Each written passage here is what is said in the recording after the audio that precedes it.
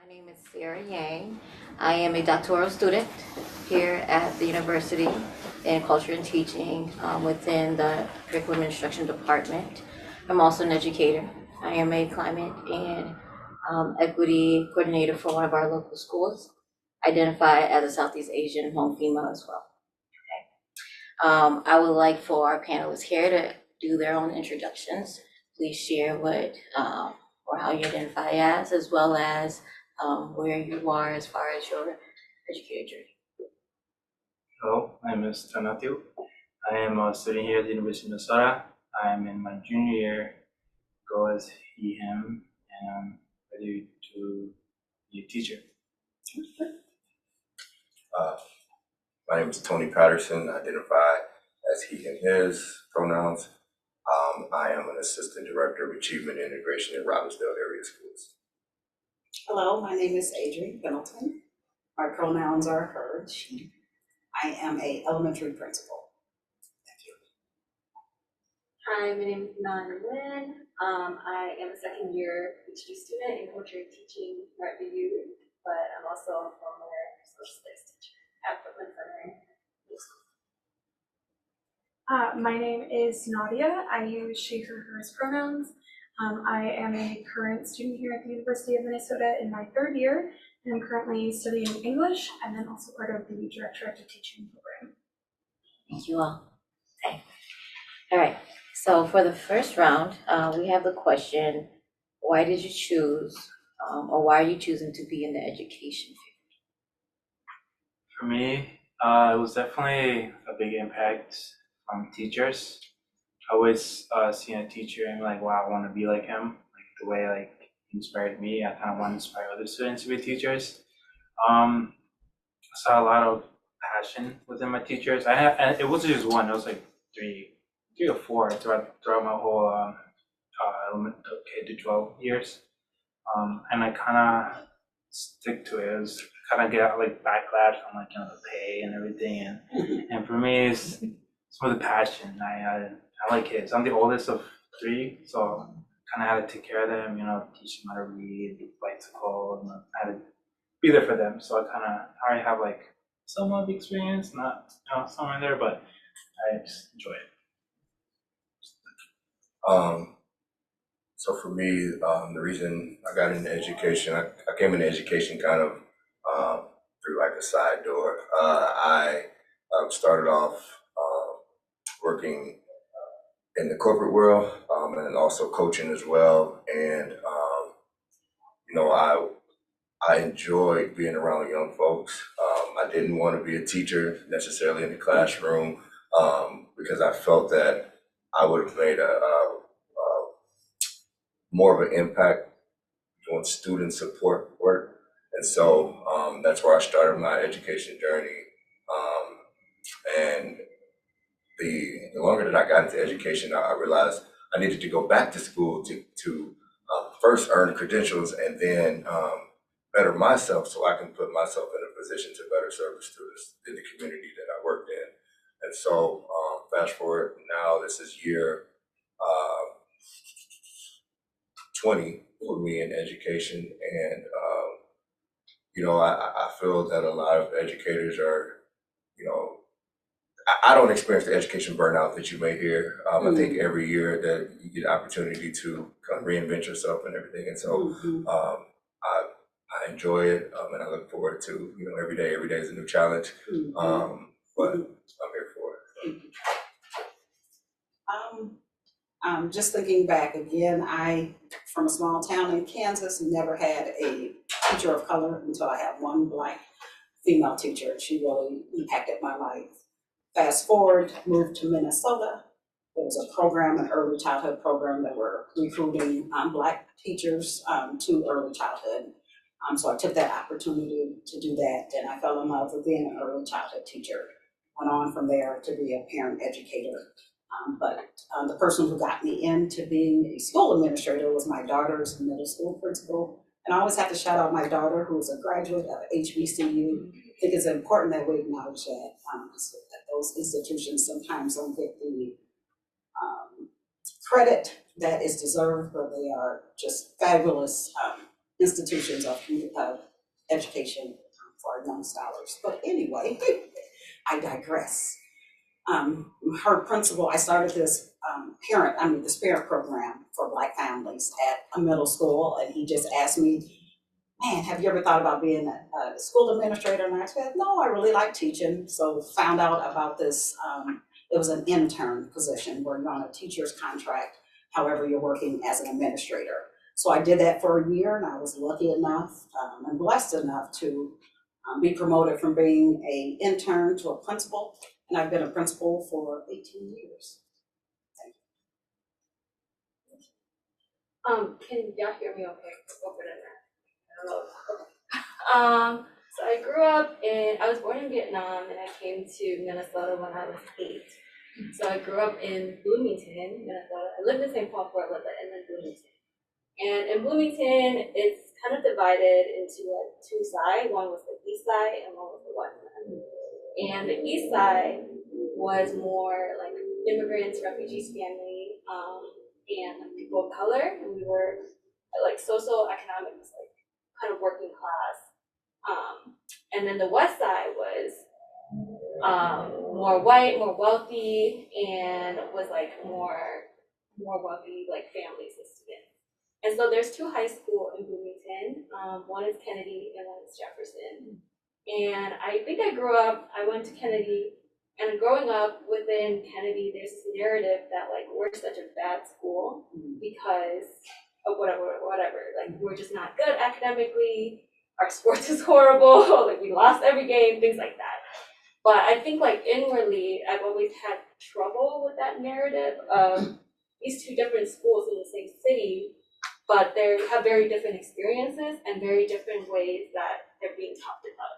I've always had a problem with that, but I didn't know exactly like what that is. I didn't have the language to really describe it.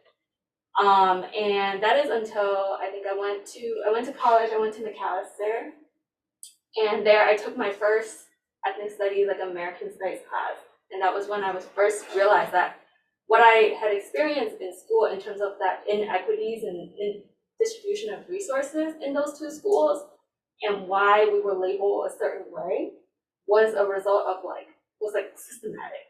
So it wasn't necessarily like our fault, but we were made to internalize that, oh, just because we go to Kennedy, we're more dumb because most of us were people of color, most of us were immigrants and refugees.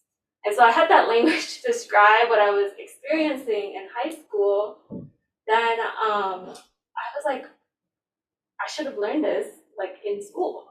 Right? I should have learned about these different systems, the different ways that like I'm socialized into, things like that. But I never did until I took that class.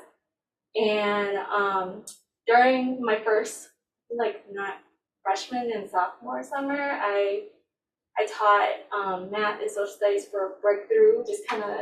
I was trying to figure out what I wanted to do because I don't think in the back of my mind, I was like, I can't go into teaching because like growing up, I think I've always had this narrative where like teaching don't really make you money, like you're not gonna be successful in this way. So I just wanted to do something, but I ended up really, really liking teaching, and I met a mentor teacher who she was a Black woman who was just like, Ngan, like you can make so much of like a difference if you were just in front of someone in a classroom. And I think like that really spoke to me, and so I pursued teaching and specifically social studies because I felt that that was where I could make a difference and where I felt like I could change the curriculum to teach students in a way that reflect them and represent them. So that's how I got into teaching, specifically in education. I found that like, I said a former teacher because I don't necessarily enjoy the technicality of like teaching where you have to grades and all these system things and the politics of schools. So I actually work right now for a nonprofit that focuses on Southeast Asian education access and youth organizing. And in that way, we partner with a lot of schools. So we were able to partner with Brooklyn Center. The organization is based in Rhode Island, but we partner with Brooklyn Center. And I think I found like a kind of a good medium for myself to stay in education and to also try to do the work that like I wanted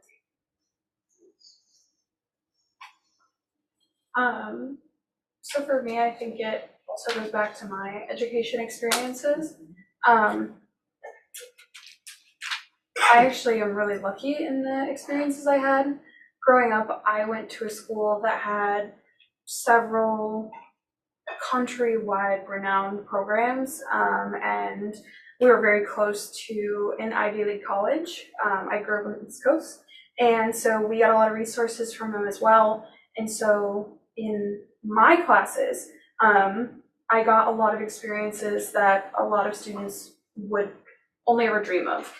And even though I recognize that I have this privilege and I got those resources and access to that, that wasn't for everyone, and that wasn't even for everyone in my school. One of my best friends growing up, she had a completely different experience than I did. Not to, share a story or a narrative that isn't mine, but just my experience being with her and being her friend. She had a lot of teachers who made her feel like she wasn't going to live up to anything. She had this idea that she could never go to college, even though she was a fantastic artist, and I really hoped she would, apply to school and maybe even get into art school, things like that. But a lot of the experiences she had just down the hall from where I was a completely different story. She was treated in ways, that I never would have thought would have happened in the school I went to. And I remember there were numerous times I would come to school early so I could help her with her homework, or, I would walk with her to go talk to her teachers because she didn't know how to approach asking them for help, and she didn't feel like anything was going to come of it anyway.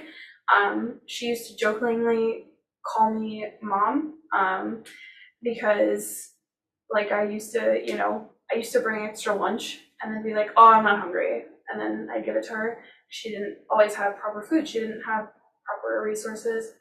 And I think growing up, I always really loved books and reading, and I was lucky enough in my English classes that I had teachers who pointed out the inequities in our societies, and I had one teacher who made us do a project on all of our school's English syllabi and categorize the books by the author's gender and race and time period and things like that, so we could see just how much what we were reading wasn't matching up with the society that we were living in.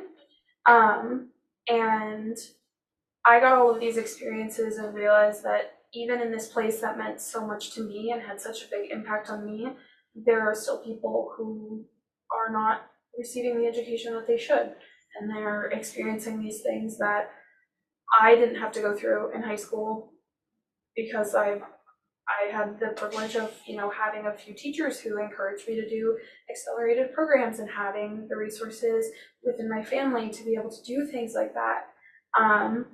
And it made me realize that was something I could do, is I could change the narrative of the classroom. I can make students feel that they are worth something, that they do belong in these schools.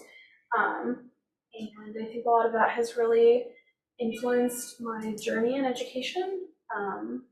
Just knowing that even though I got something good, I can make things better for future generations.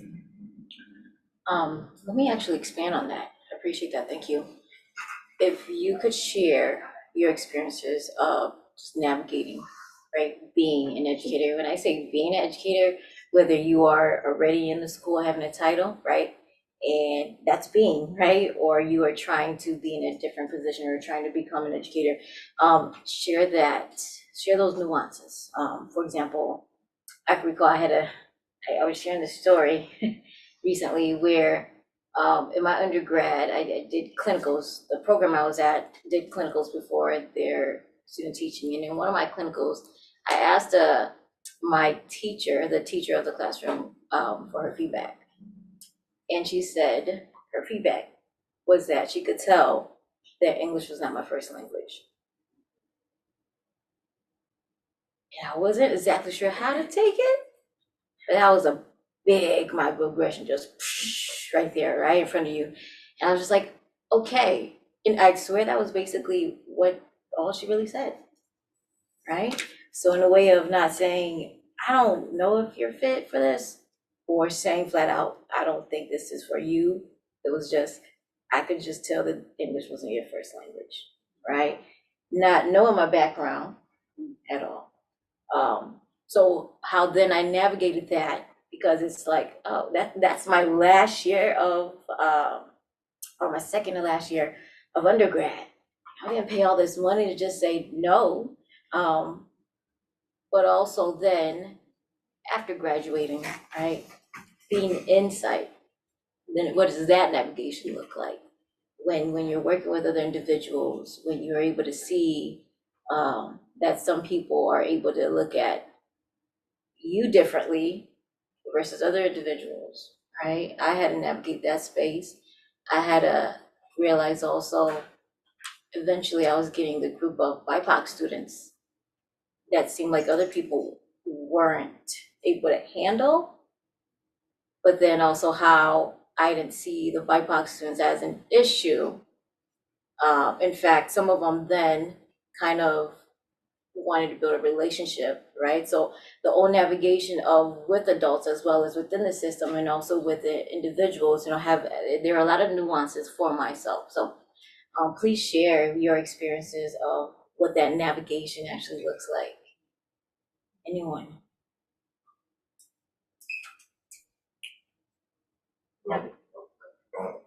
No, I was gonna ask a clarifying question, the navigation of just being BIPOC. I'll go. Just for me, early on in my career, like I said, I wasn't a classroom teacher. I was student support, but I realized that for a while, administrators, teachers would come get me when there was Black students causing trouble, right? And so for a while, I was a dean of students, and so I was suspending students and doing all of that. And I realized, like, oh, I'm suspending all of the individuals that look just like me. And so just navigating that and realizing just my experience as being a Black male educator, that a lot of times that we are put in these disciplinary positions to control students, right? And so I realized that I wasn't making an impact. Like I was in my mind, I'm like, I'm an educator. I'm not a person who's suspending students that look like me. Like I struggled with that for a while, because I was able to build those relationships with the students authentically, and I was able to build relationships with parents. And so whenever something happened in the school, oh, let's go get Mr. Patterson to handle this. Go get Mr. Patterson to handle this. And I'm like, yo, like I felt like I brought more to the table than just being a disciplinary. And so now my current position, I'm able to navigate systems where I've been in that behavior support role, but I've also been in a role where I was able to impact student achievement. And so it's a fine line, because I know how to navigate both sides. I know how to be in a position where we're doing, for example, in our district, where we're big on restorative practices. And so how can we use restorative practice as a way for non-exclusionary discipline? I'm not a fan of sending students home because it's like a party. When they go home, it's like you're sending them home, they're not learning anything. And so, so the nuances that I had to navigate was, how do I still build those relationships, hold students accountable for the behaviors that they're doing, but also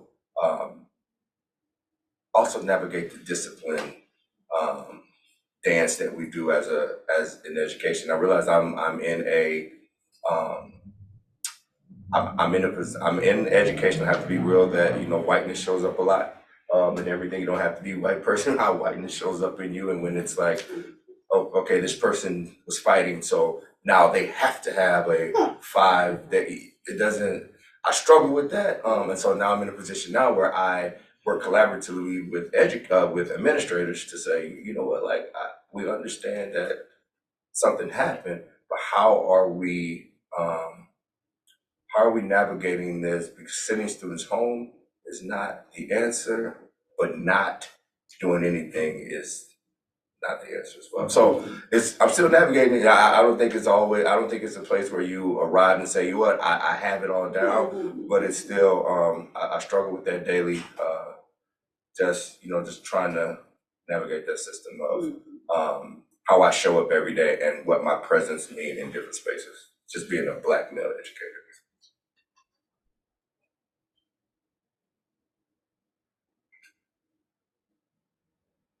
Well, I'm thinking about coming from Kansas with Southern roots, coming to this campus, and many times being the only Black person in the classroom.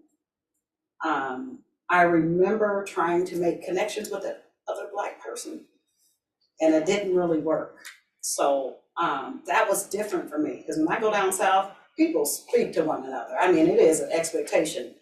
And if you see someone who is your elders, and you walk in a room and don't speak, that's a no-no. So having those Southern roots and coming to Minnesota, it was very different, very different. In the way that the preferred communication style is, silence is the key. But then you'll send a little snark email. You're like, dang, what happened? What happened here? Where I'm from, a place, even growing up in my family, where we would say, a closed mouth don't get fed. So that means if something's going on, you need to talk about it. But navigating just being in class, and it's just different. It was a different experience. It was cold like the winter. It was cold, where folks wouldn't even look you in your eye. Just so the navigation is 24/7, every day, every single day, where your title doesn't matter. Doesn't matter that you are a principal, teacher, whatever, you have all these degrees. Racism is real. And until, we acknowledge that we are living in a racist system, we have to start there by just acknowledging that.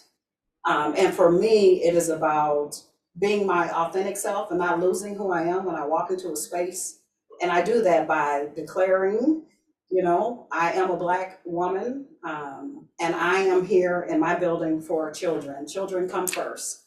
And so I am not one who leads with trying to make adults feel happy, nice, whatever. And that, and not that I'm a mean person, but it is real clear. When you walk into our building, you see the beautiful pictures of our scholars everywhere.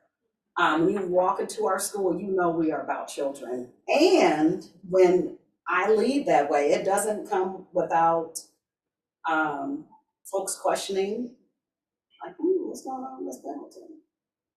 Because if a building, and my assistant principal, who is in a doctoral program here, and she's how I got here to be on this panel, and she's a Black and Indigenous woman. So when you have 2 Black women leading a building, it's gonna be different, and it should be different.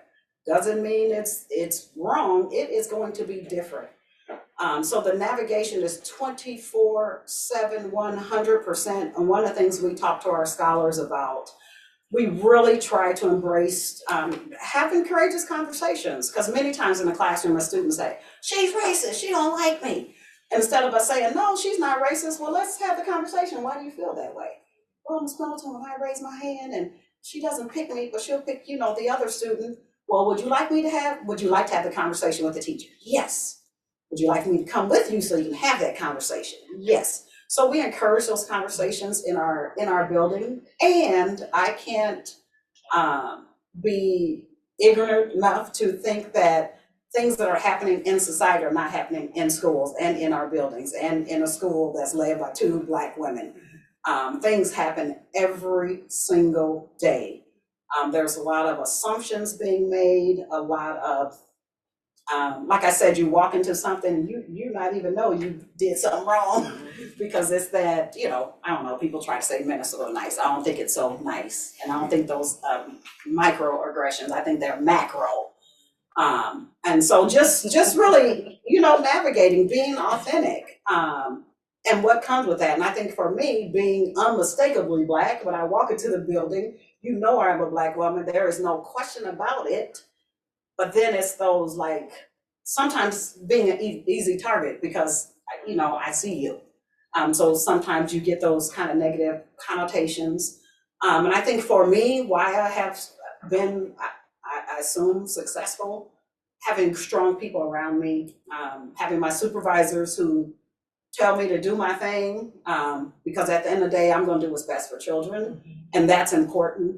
And one of the things folks who are in the audience, education is a great, it's a great opportunity. It's a wonderful place to be. And I think sometimes and I'm going to speak personally, local and immediately, sometimes, I speak, oh, it's so hard, it's so difficult. And I think that we do a disservice to pre-service people or people who want to be in education, because we talk about how hard and, the kids are rough and the parents don't come. We have to speak life into our what we're doing. And I think it is a beautiful place. And so I would end by saying, when I walk into the space, my babies know that I am for them. And that's what it is. But it's a everyday, I'm gonna end with that. It's a everyday 24/7 navigating. And then it's similar to what you said. Sometimes you're like, okay, do I even take this on right now? Sometimes you just have to choose.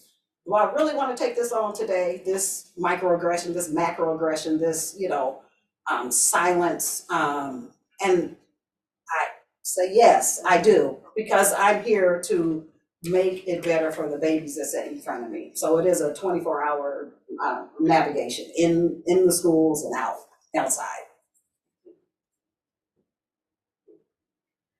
For me, it was two different things. One is during preparation, where you have to go through the hurdle of getting your licensure in the first place. I was sitting there this academic, world history, all these other things that I felt like I had to study in order to even obtain the license. And I think they make it really difficult for you because of the ways that these licensure tests are standardized and whatnot. So I think that was one of the biggest hurdle to even get there. And I think there are statistics that a lot of people of color, teachers of color, don't end up getting these licenses, and that's one of the big barriers. So that's one. And then when I actually was in school, I think a lot of it very similar to y'all, the young people are never the problem, and I love being with young people. I love working with youth. I really do not like working with adults. And I think that it's so different. It's read every day. When I was at school, I was hired on as part of a 6th grade team, and everyone there was a first-year teacher, myself included, and I was the only woman of color. And I think in this school specifically, I was the only Asian woman who is an actual classroom teacher. All the other roles were support staff and whatnot. And I think that it happened to be that a lot of my students identify also as Asians and as students of color, and then I just took on things like Asian club, anime club, things that people, they just asked me to do, and I'm yeah, I love to do it. But then that started taking kind of a lot of my own time as well, and that, and I felt I had to navigate a lot of those, I don't want to say boundaries for myself, but also to practice self-care for myself in order to sustain and stuff. And then I think one thing that I really was just dreading whenever I'm in these spaces is that during PDs and things like that, I think comments, just passive comments, are directed at the team, the 6th grade team, because we try to do a lot of different things. Like we try to do project A for students. We try to support students in, we try to make finals like an escape room, like things that are different from like school structure. But there's a lot of teachers who were against it and then just say these different comments and kind of expect us to like answer to them. And I think I wasn't really equipped to like deal with that, like to deal with like school politics. And then I realized that like I think as like an Asian American woman, oftentimes teachers or like older teachers like read me as like she has no voice, like you're timid, you're meek, whatever.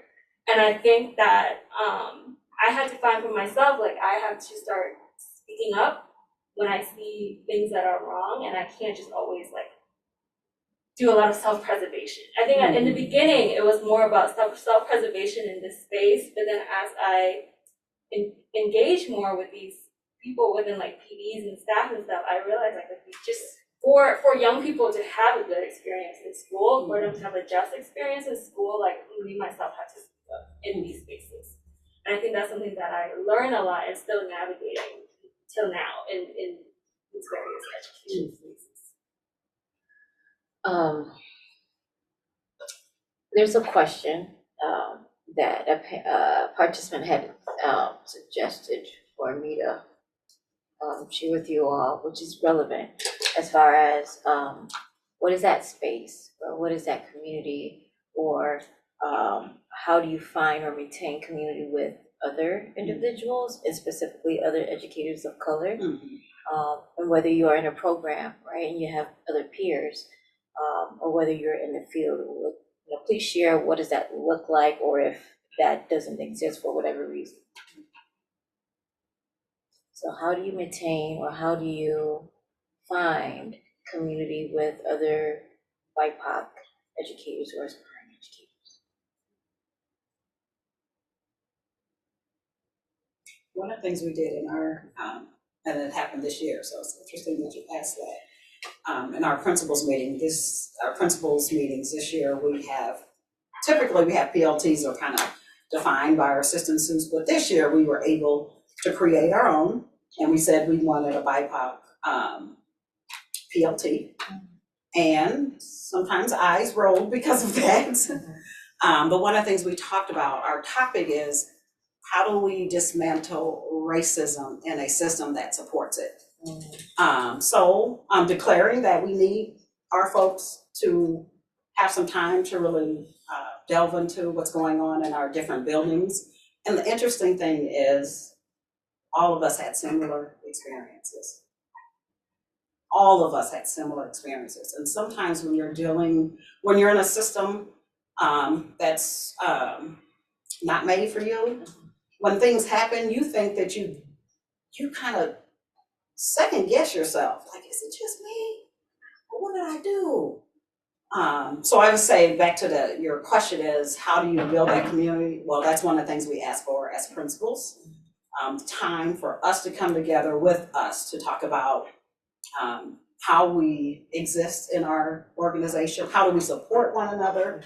And our district has been really good with that, carving out time for us to do that, not only while we're on the clock, but we can take time throughout the week, the month, or whatever, declare time for us to just get together. And we really just love on one another and affirm one another and let you know you're not crazy. This really did happen, because sometimes folks will make you believe it's you and it didn't happen. So, and that's one thing I'm really grateful for, and really having mentors, but that's a kind of a personal, local, and immediate resolution. One of the things that we came up with as principals, to come together and really just support one another.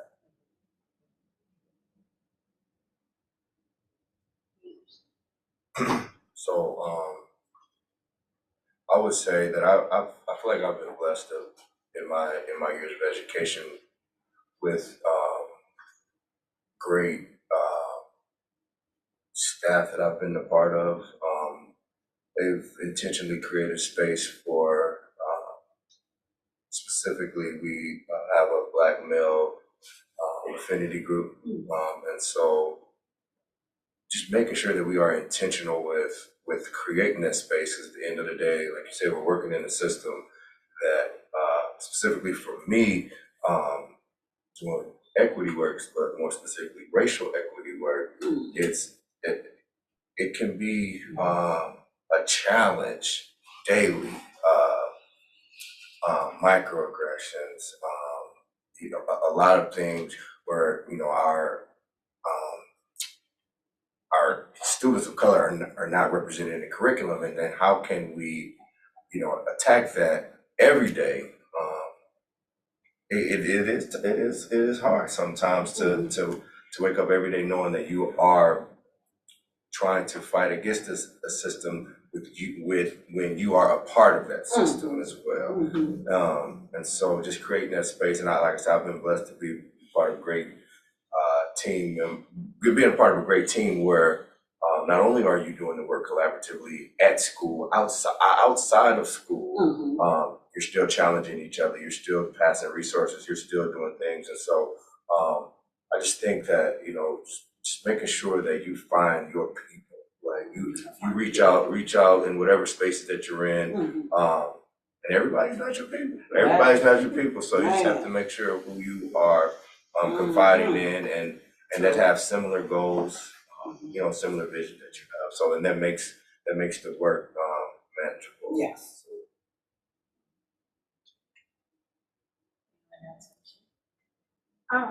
I think as a prospective teacher, I know that here at the University of Minnesota, through the DirecTrack to Teaching program that I'm a part of, they now have a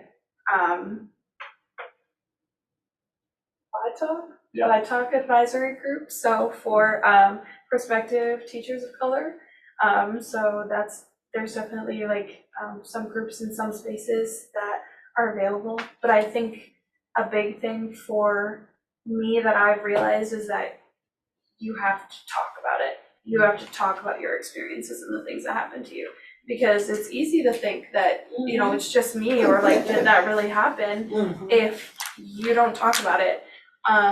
Or even past experiences. I know I've been in classes and I'm like, yeah, I didn't see a character who was Hispanic like me until I was in later high school. And someone else was like, yeah, it took many years for me to see a Black character like me. And I was like, oh, it wasn't just me. It wasn't just my school, and now we have that, we don't need to make our entire community or relationship over this one specific moment. But now I know, these experiences that I maybe haven't talked about, or have ignored or thought were fine or normal, aren't.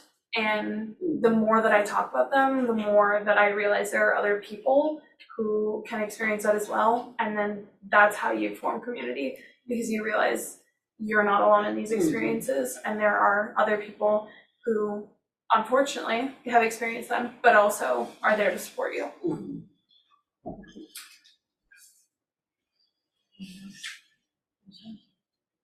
For me, so this is my first year at the U. I transferred from community college, so I haven't got the full grasp of things here. But I did receive a lot of I don't want to say maybe it was bad, right? It was bad in high school. Little small jabs in the stomach and stuff from teachers. And since I'm the oldest, I kind of not taught, but I kind of explained it to my siblings, because I didn't want them to be shocked, to not have cultural shock, I want to say. And then but yeah, but once I got here, I kind of flipped on me, kind of switched. I'm taking this class where it's on Introduction to Education, and they were talking about the amount of Black teachers compared to white, and that's where I realized that I never had a Black teacher once in my whole K through 12, even now. And so yeah, that was a big shocker.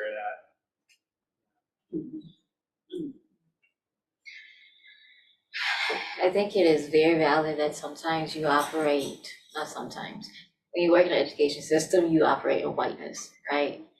very much so to where, I think even for me, not knowing and being an individual who's first in my family to do the master's at doctoral, K through 12 system, right? There's no one to tell you how to navigate that, right? So for you to share that with your siblings, because you went through that, right? There was no one who shared that, and specifically to education, right? What's the easier route to get the licensure, right? Is there another way where I can get my administrative license, right? Those were not things that were given to you. So that navigation was very strenuous.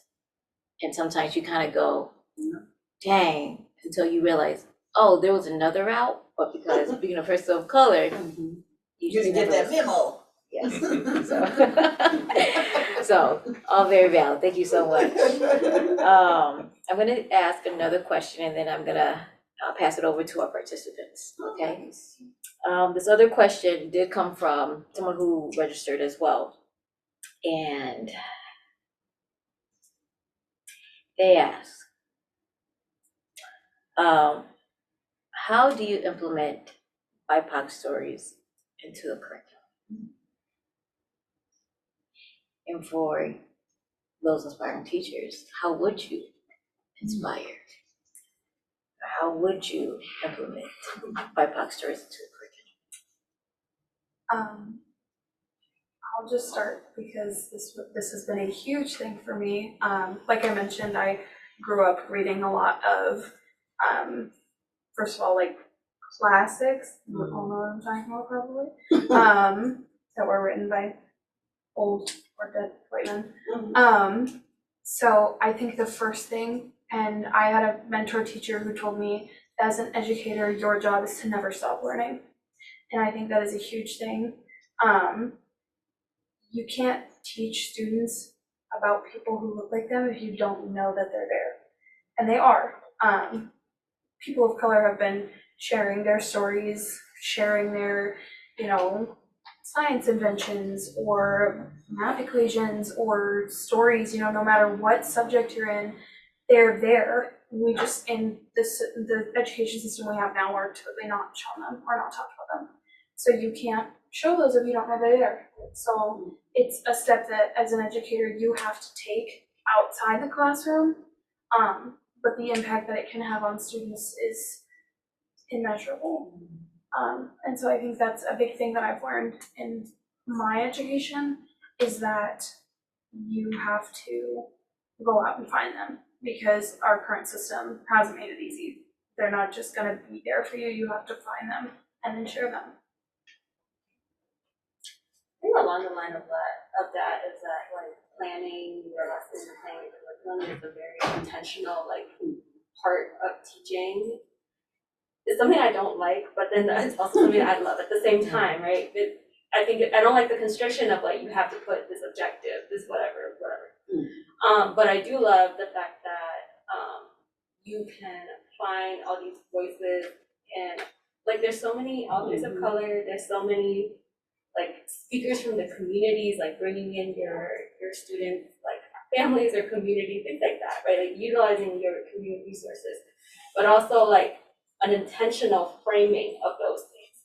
Somebody can teach a course, somebody can teach a class on, I'll use an example of the Vietnam War, but if you're teaching it from the point of view of veterans and from the US point of view, that tells a very different narrative than if you're teaching it from the point of view of refugees, those who have been displaced, and the ASHA story. So I think for me as a social studies teacher, my goal is never to you have to view this thing in a certain way or it is ideological, but I will present you with these different narratives and these different documents, and we will analyze them together to see what they're saying, and we will also analyze who the author is, talk about these things, right? These other complex things. Why did they say what they say? And students can decide for themselves what they want to believe in, and what they want to conclude from that. Because I think it's important. I think when I did primary sources in high school, I don't remember, it was mostly probably white men sources and letters. So if you're talking about I think a lesson I did was Japanese internment. The sources that I provide to students is actually very crucial and important because you need to have the sources from the US and then also like koromatsu or like something during this time, like internment letters written by like a Japanese person. So those things, like the decision that you make on what you put out in front of students actually has a really big impact, and you have to do your research to like really make sure that that's like something that you want to share and you want to put out into the classroom, because students do internalize like those things and they do learn from these different like sources and documents. Anyone else? I love what they said, and I will add on top of that, whoever you are, be your authentic self, because we teach who we are. So I can't go into a classroom and act like I'm someone else. I am who I am, and we need to be proud of that. And I think when instructors try to fake it, whatever your identity is, you gotta stand in that, because you're gonna teach that anyway. So I would add that on top of what these ladies said. I really appreciated their perspective. I would agree with that too, because I think when I first came, I was like, I met all these charismatic like educators who were so outspoken in all these ways, and I was just like a little bit more, I can't be that. And when I try to be that, students are gonna sniff you out. They're gonna be like, you're not that kind of person. So I had to like learn to really embrace that. Sometimes like there are students who would gravitate towards like the charismatic teacher, and there will be students who gravitate towards you if they feel like authentically connected to you.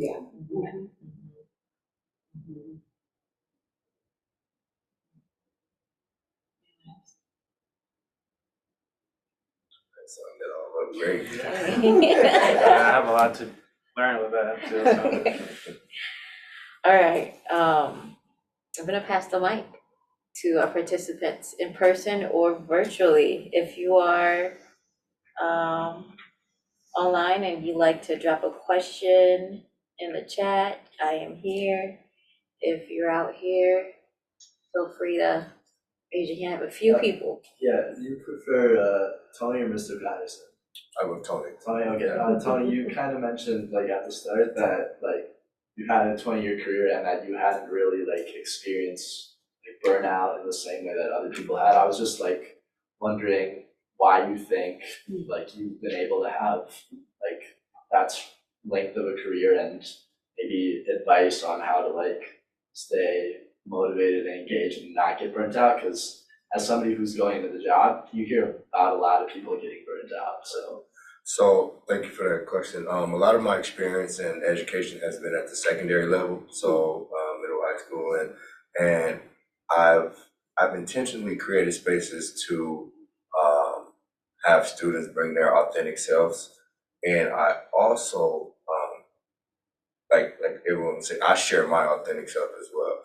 However you take that, it's a navigation because you can't share everything. Right. But at the secondary level, I'm able to bring my authentic self every day, and so that keeps me going because my experience may impact young folks. At the high school level, different than the elementary level. So I don't really have that much experience with the elementary. But I think just all you're doing, that constant learning that you're doing yourself, that you're just finding ways to connect with the different students. I'm really a fan of student voice. I feel a lot of educators, for years we've been sitting around talking about, adults have been talking about what students need for years, and obviously it's not working, right? It's not working. So I'm an advocate for student voice, and it keeps me young, right? Just seeing everybody coming through, right? And then I try to stay on my A game, just doing my own work as far as in the classroom, and also like I find different ways to connect with students, whether it's music, whether it's what's going on TikTok, you know what I'm saying? So it's something. So I'm always trying to reinvent myself. Each year I'm able to connect somehow to every student. That's my goal. Like I might have a connection, a different connection with each student, but I feel that the way I show up students gravitate toward me, so I'm blessed for that. So that educational burnout, I haven't experienced that yet, Yeah. because I think every year I find a different way to kind of to reinvent myself and, you know, do my own self-work, not only like social emotional type, you know, things, but also like culturally relevant curriculum, right? And so I will say my elementary experience was I for the last couple of years I've participated in freedom schools, which I don't know if anyone knows what freedom schools is. So it's elementary school, so we run an elementary, and so I've always like, okay, how can I connect with the elementary students? You know, get off me. They just want to hug you, and everybody's crying and telling on each other. But like I feel like that was a way to challenge myself, because it got me out my comfort zone.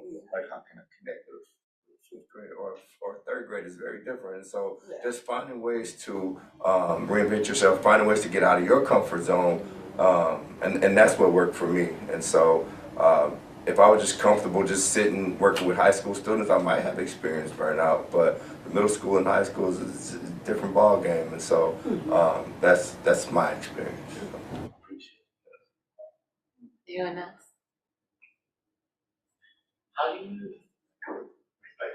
How do you navigate interacting with students and possibly parents who might have like certain biases towards you or identities that you align with, and like allowing that to show up in the way that you show up in your classroom in more educational setting?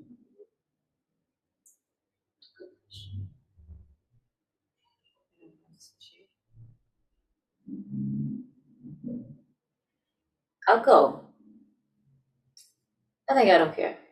And I say that just because when I got into education and I realized it was a reflection of, and what we have shared too, right? Reflection of what was it like for myself, and had I had that individual who was able to show me and share with me, hey, it could be different. Maybe my perception of education would be different. So I actually wanted to be that person who would provide different perspectives for individuals and to challenge individuals to think differently. So whether it be the parents who are like, I didn't know she acted like that. She seemed okay, you know, totally different from what I imagined. I don't care, right? Because I'm here for your kids, and I want your kids to be able to have a different dynamic, because if they don't, then they're gonna buy into the whiteness that exists. That was the foundation of this education system, which is very dangerous. And so that for any individual, whether it be the students who are white or BIPOC students, is very dangerous. And so I try to be my authentic self, and also provide opportunities to where I challenge what that norm might look like that we have been taught and bought in.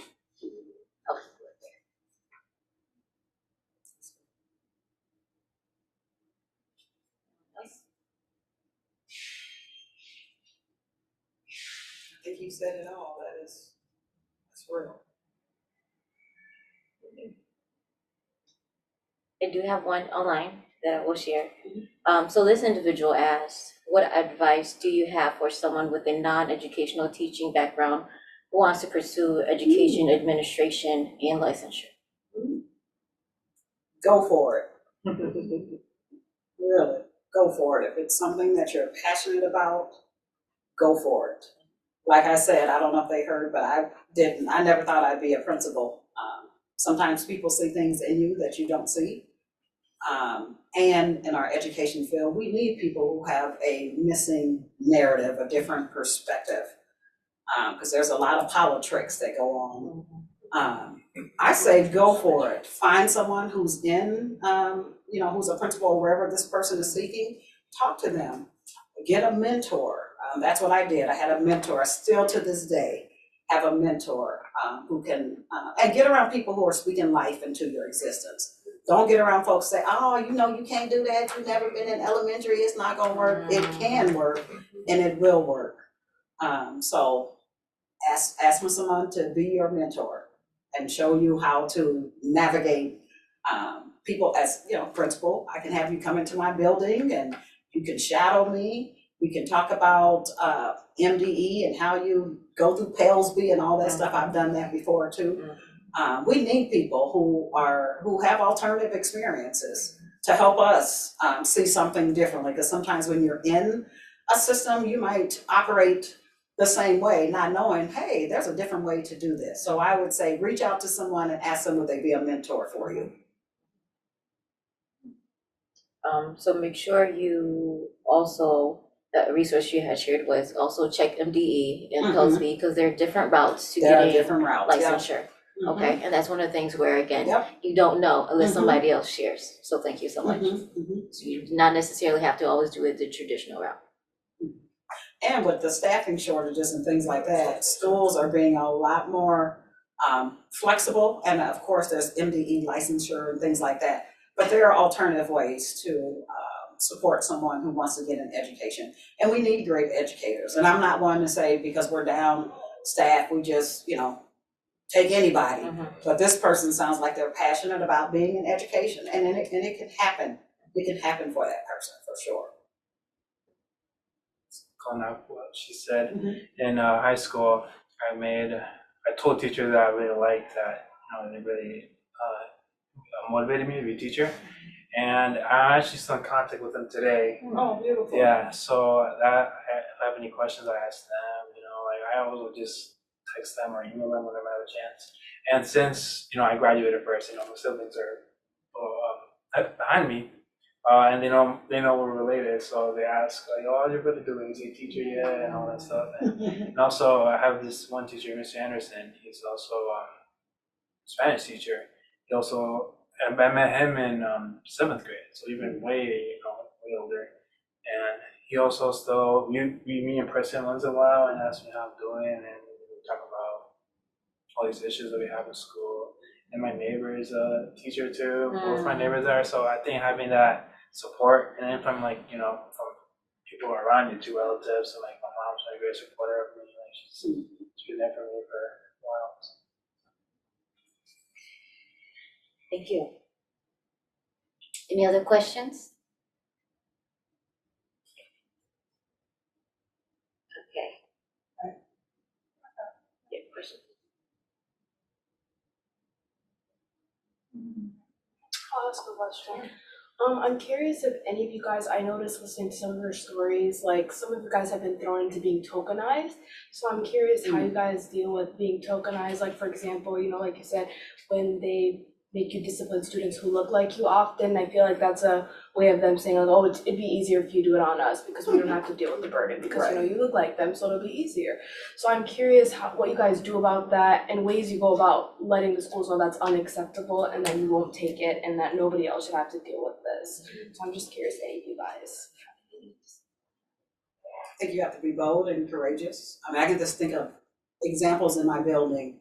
If someone comes in, and this is, I've been in this building for 6 years, and prior to me and my awesome co-principal becoming the leadership, there were 5 principals in 7 years. So there's a lot of transition that happened. But we started with small things, like if someone walks in the building and you think they don't speak English, you don't have to run to oh, he speaks Spanish, no, you say hi to that person. Everybody knows a smile. I don't care what language it's in.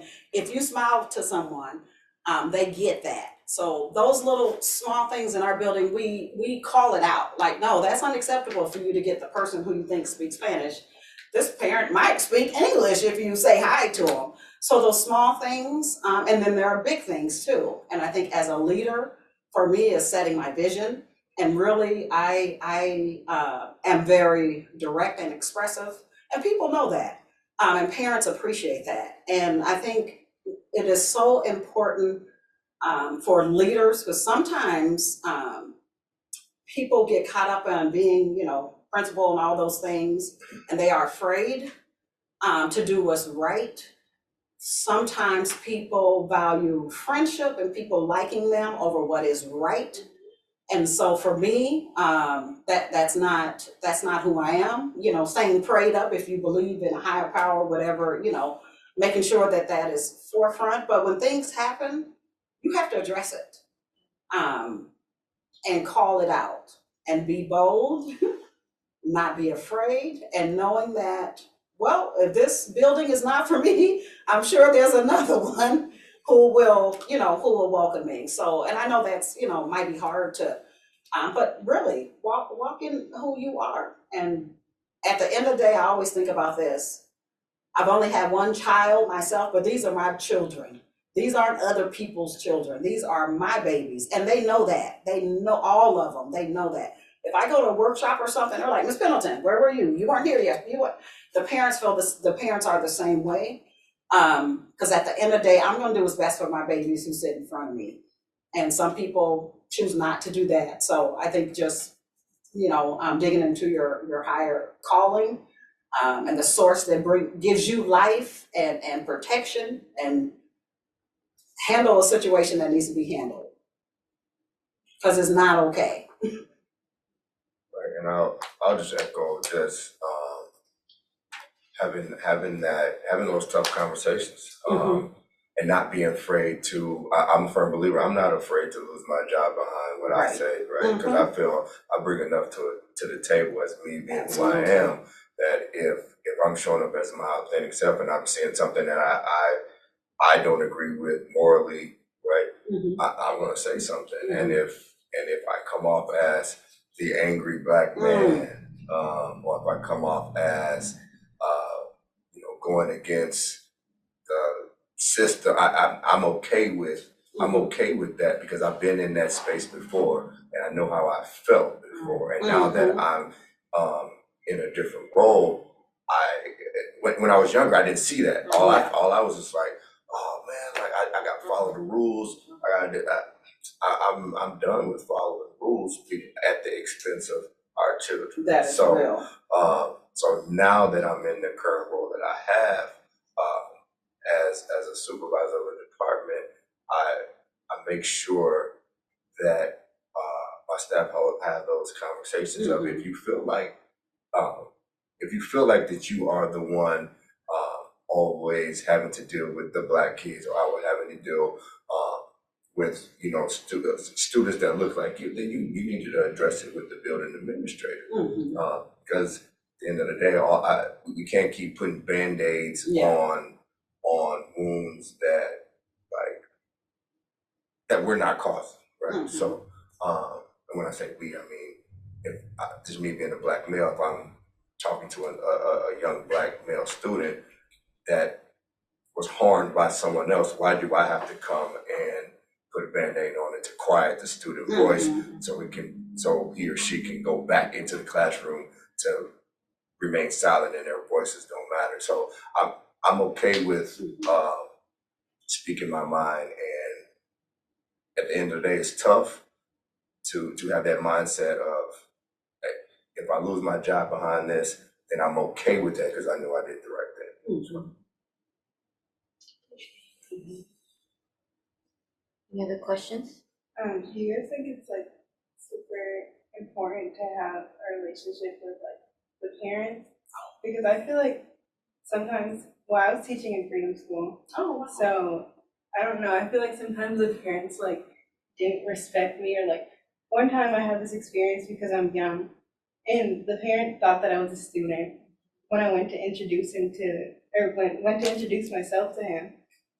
And he said something that was just rude, and so sometimes I feel like really uncomfortable to talk to the parents, but I feel like there's like things I need to talk to them about, or like being real with them. Like some of their kids, like they seem like they need more help, like I don't know, like reading and different things, but it's like hard to kind of like say that to someone that's like way older than me, and they don't like, I just feel like they don't really respect me. I'll jump in real quick. So when I was younger, I had that fear too as well. But what worked for me, and you might want to take this, is a lot of times when parents get a call, it's always about something negative at school. And so what I found is you can get a better relationship with the parent if you're just calling home and said, hey, well, Tony did great today at school. He was standing in line. He wasn't pushing nobody. He was the line leader or whatever. And so when you already set that groundwork for when like a situation comes up where you need to have that difficult conversation, you've already built that relationship where, you know what, the parent when they see the school calling, it's not always negative. And so when you need to have those conversations, you've already had that prior relationship, so that makes it easier. But then I would also say just be bold and be confident in yourself, right? You know, there's education is one of those fields where you have to be bold, you have to be innovative, you have to be courageous. And so when you're having those conversations with those parents, don't doubt yourself. Don't doubt yourself, because you are where you're supposed to be. And so every day wake up and realize, you know, I'm here for a reason. I'm standing in front of children, whether it's Freedom School, whether it's any other school, right? You're standing in front of the children and you're bringing your experience, and you be bold and authentic and confident. So don't ever shortchange yourself. I'll head on to that too. You know, we all have different intersectionalities, right? I might look young, and then once they hear me talk, and it was like, oh, okay, right? And it's just like, yeah, you know, and people are always going to judge. I could be a female, 4'11", and it's just like, you know. And so there's so many things that the clinical teacher who said that, you know, maybe my English wasn't legitimate enough or so forth, but definitely be confident. You know, you own your space, own yourself, and own that you are there for a reason, and that if you are there to challenge individuals, sometimes you're challenging many adults' mindset, including parents. Where it's just like, hey, I'm here because I have the heart, right? I have the soul for this, and I have the passion for this. And that is the type of educator that I think anyone, right, will want for their child. So definitely be confident in yourself. And sometimes know that parents, not all of them have had great experiences growing up and being in education. So they might have they might prejudge you based upon their experiences. And they may too be afraid to just have that conversation with you. But what I know is every parent they want their children to do good in school and be the best and the brightest. And as soon as a parent know that you care about their baby, you got their ear. You have their ear. So going back to what the brother said here is, you know, always put those deposits in. Those are deposits. Send them a postcard. Hi, I'm a summer school teacher. I would love to meet you. Come by, drop in. And so you have those deposits in. So they're like, I like her. But a parent, if they feel that you care about their baby, they're gonna listen to you. They're gonna listen to you, and they're gonna say, no, don't go to school and act up, because I like her. We've been connecting. But also be bold. You're the teacher. Doesn't matter your age, your race, your identity. You're in front of babies, and stand in that, and care for people's babies, and because people know if you're not doing right by their children. So. Yeah, thank you for that question, but parents are absolutely essential. And one thing in our building, because I came from a building where teachers were afraid to talk to parents. We have 10 white kids in our whole school. So we have Black, Indigenous, our babies are just awesome. Hispanic, we got them all. We have 10 white children in our whole school. 90% of our teachers are white women. 90%. And so I came to a school where it's this narrative, you know, I'm scared of the parents. I don't know. No, I said, in this building, we're gonna talk to parents, and you're gonna start by saying hello when they walk into the building. Those small things, the parents are gonna, it's unacceptable in my building for teachers to say they're not gonna meet with a parent. Yes, you are gonna meet with a parent. And one of the things we do is, so the principals are out there at arrival and dismissals, we're saying, hey, Ms. Johnson, how's your dog? So we're building those relationships, and that's the expectation in our building. People aren't just in their room as parents are coming through. No, you're speaking to people, you're reaching out to people. And if there is a contentious situation, one thing, we will sit in with a parent, but with a teacher, but I will say, Ms. Patterson, you still gonna meet with the parent, but I'll be there with you. Just so we can have this conversation. But it's unacceptable for teachers to say they're afraid of parents and not gonna talk to them. Not in my building. That's just not gonna happen. Because the parents, they know their children better than we do. So that's just something that we do in our building, and it's just unacceptable. It's unacceptable. I just want to chime in really quickly. I think as I'm a younger teacher too, and I also present younger, and I've gone through very similar experiences, and I think that internal work of building up that confidence. It just takes like some time, but also like you will build it up. Like don't feel like it's with every interaction. I was just like, yeah, like I'm a teacher, and like really make sure that like you show that you care about their students and you actually like know your stuff and your work. And then that conversation will turn into like just you're about the students, and then they start building their trust in you, and then they start to like have conversation and share with you about like their students. So building a relationship with parents and families is really, really key. All right. So knowing that we have 5 panelists here who identify as BIPOC, these are just 5 stories, 5 experiences. BIPOC is very vast.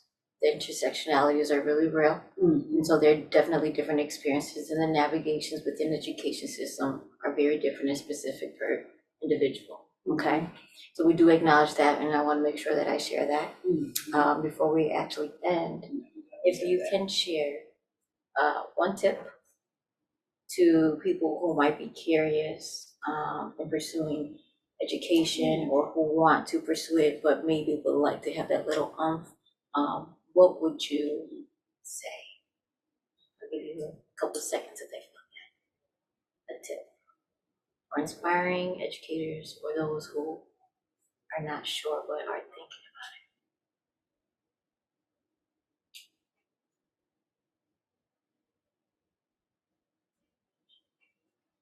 I'll go first. You know, for what I said earlier, we need to have representation. We need to have different individuals because many of our babies, many of the individuals in schools are so different. So we are not linear. We need to make sure that we have that being shown. Yeah. No particular order. I'll be brief. I'll just say,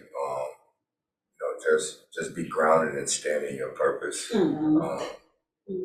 just resort back to, I remember one of my teachers. I still remember what he said when I was in elementary, and so as an educator, it's a responsibility for me. I feel it's a real responsibility that you have, and you have to be careful of navigating, working in education, because you might say something and it might stick with, a student forever. I still remember it was positive for me, but we as educators, you can't pick and choose what sticks with students. So just make sure that you're constantly uplifting, edifying students, even the student that just get on your last, find something to edify that student daily. So.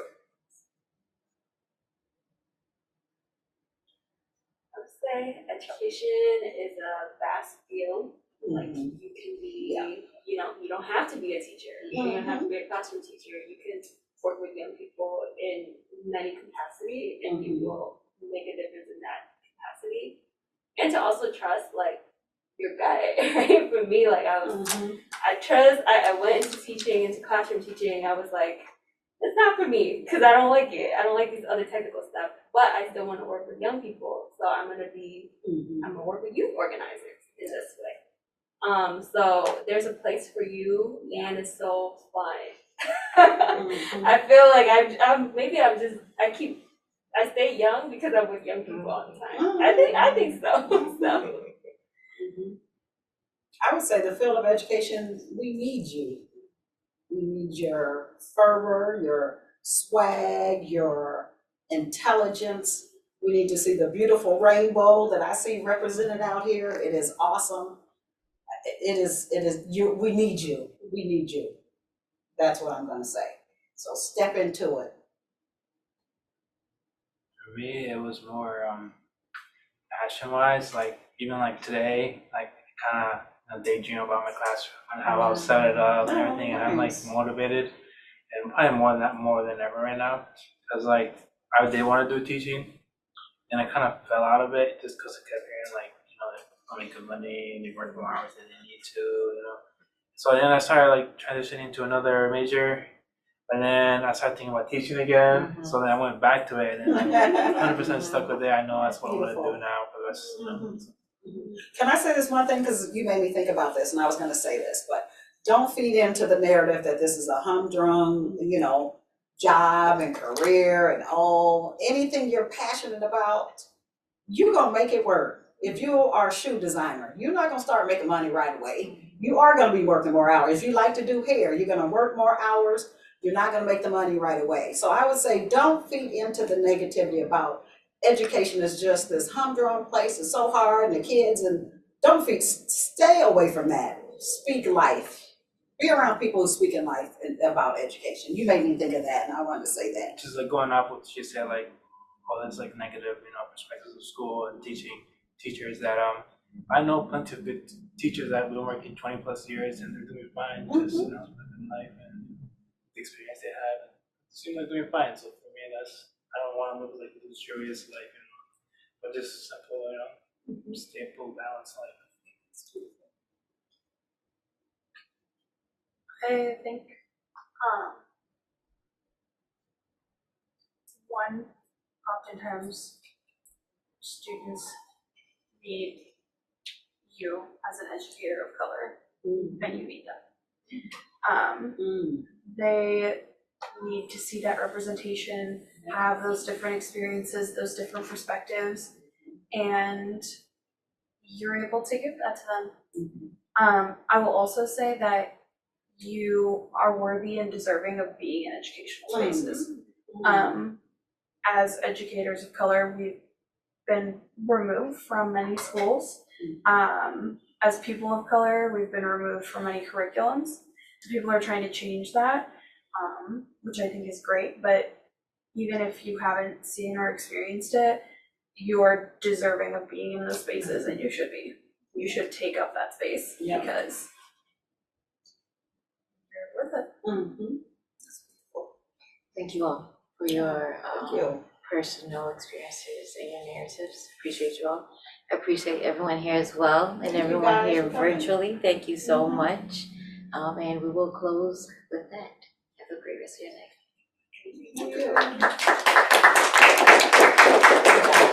Thank you.